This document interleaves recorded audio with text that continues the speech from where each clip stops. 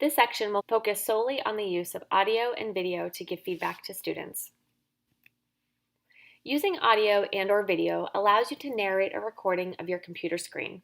Think about viewing a student's assignment on your screen and being able to record feedback that you're talking about while also capturing edits you've made or highlighting sections of the assignment.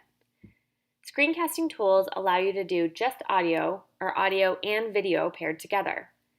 A screencast video of a student's assignment paired with your audio feedback allows you to provide detailed one-to-one support and build a more personalized connection with every student. Some teachers find giving audio feedback faster than typing comments. Audio files ensure tones and dialects are being used properly, and as we all know, a lot can be lost or miscommunicated just through typing. Audio feedback helps to alleviate any miscommunication. The pairing of audio and video with text annotations in Google Docs or Schoology really brings the practices of UDL into your digital feedback. Quicktime is an application on Macs that allows you to record your screen with audio voiceover. It is one of the tools I use the most when creating quick video tutorials for teachers and students. There is the option to layer a video recording with a screencast, including a small video thumbnail of yourself in the corner of the recording. Some teachers like this option as it adds another layer of personal connection for the students to see their teacher's face. There is no limit to recording size, and the files save directly to your computer. Attached is a link of a video tutorial on how to create audio and video recordings using QuickTime. Loom is a free Chrome extension that allows you to record your camera and screen with audio. A Chrome extension is a program that can be installed into your Chrome browser. It basically changes the browser's functionality by adding new features to Chrome, giving you a more personalized, convenient experience when using Chrome. Extensions only work if you use Chrome, not Safari or Firefox. On this slide, and back on your Digital Feedback PD website, there's a link to install Loom to your Chrome browser. Once you record your video using Loom, you can download your video, embed it, or share it using a link.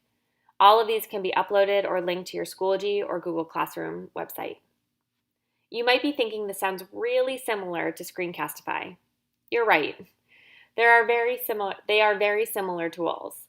However, the Pro version of Loom is free for teachers.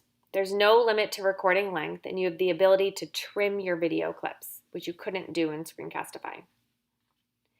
The next slide has a demo of Loom for you to view.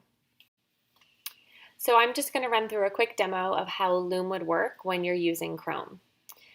Remember that there is a link to install Loom as a Chrome extension into your Chrome browser, and that's back on the Digital Feedback website.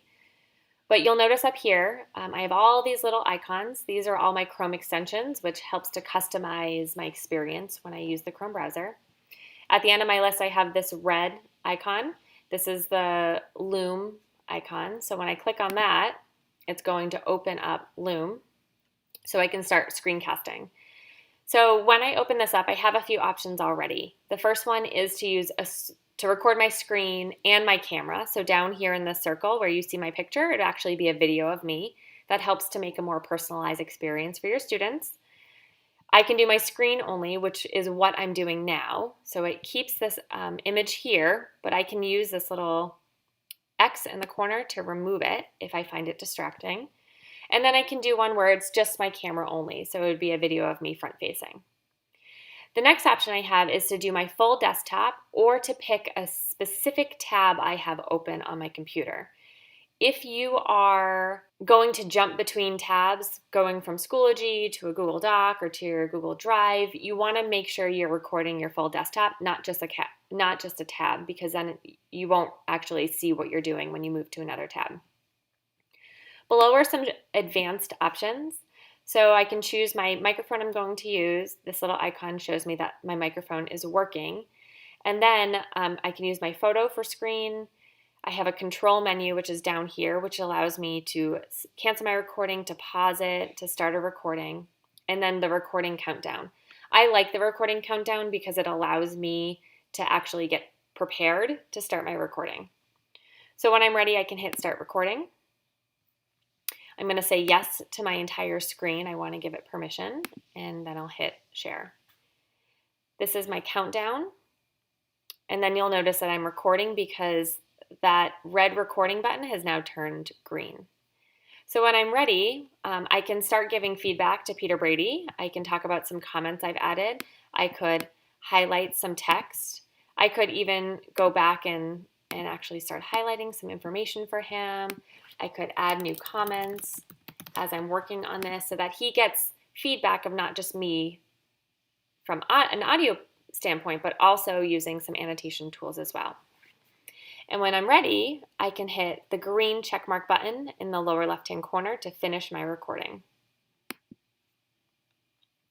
You'll notice that this has automatically opened a new tab, which is going to show you my And then video. you'll notice that I'm recording.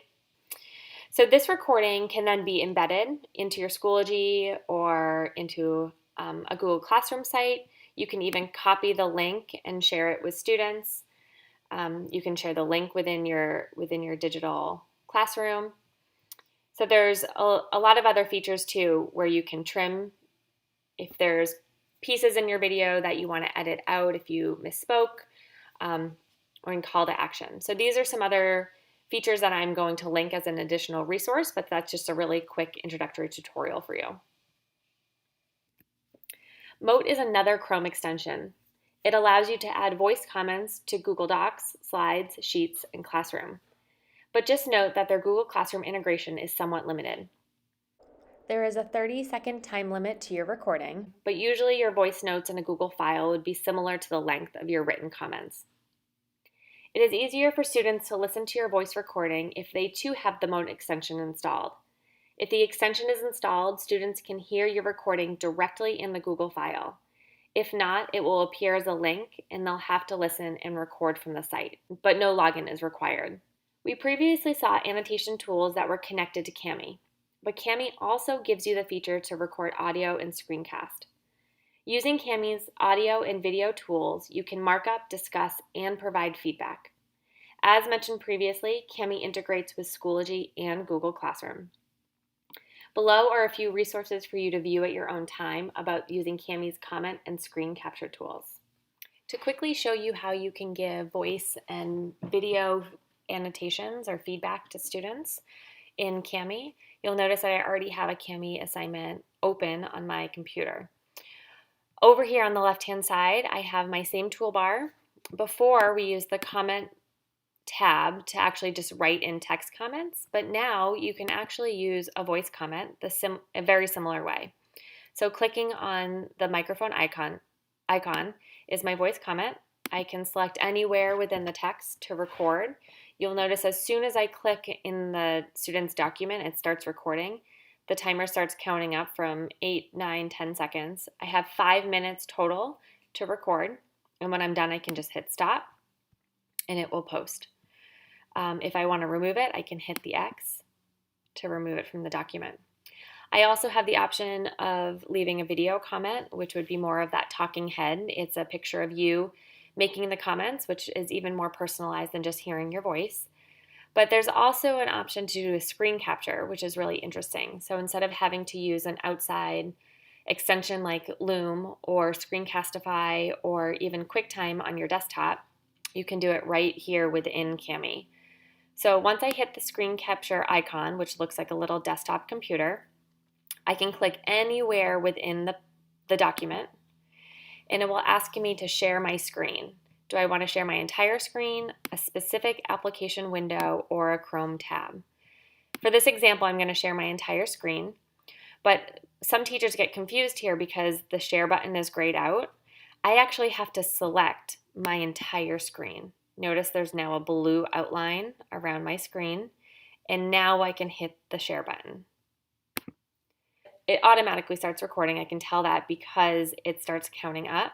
But I can go back and use other comment features or markup features. So I can decide to highlight specific text and talk about it. I could talk about how I want to remove a piece, how it might not add to the main point of their writing.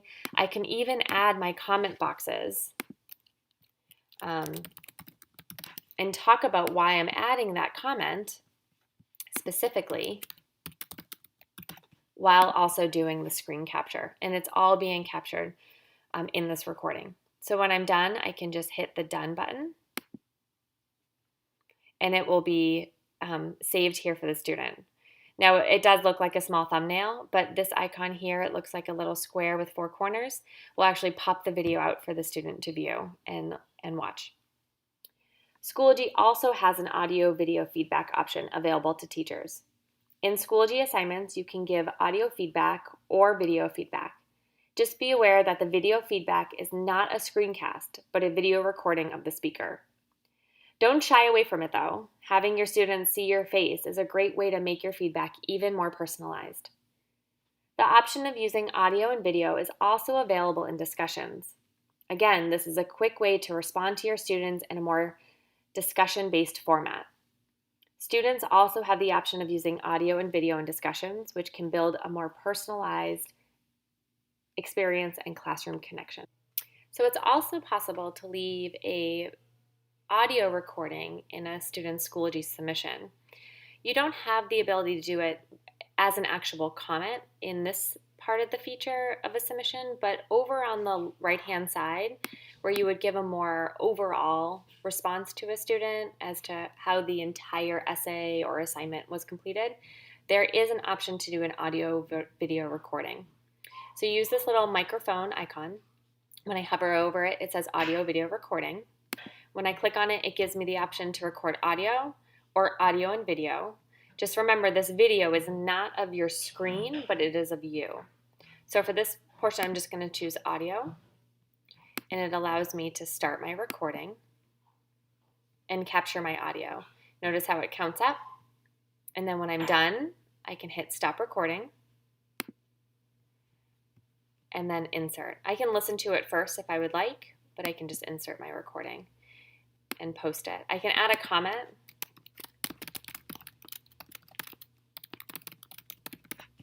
before I post. Now, I do want to show you quickly what it looks like in a discussion board. So I'm just going to open a discussion board example.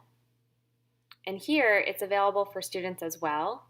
Where it says write a comment and I click in that text box, I see my text formatting, but below that I also have the option to add files and links and also add a recording. There's that microphone icon again. So if I click on that, it looks the same. I have a option to do an audio or audio and video. When I click audio, I can start my recording just like I did in the student's assignment. I can record my audio, and I can stop my recording, preview it if necessary, and then insert. I do need to add text before I post, but then students can listen to my audio recording instead of reading a discussion board that I had written.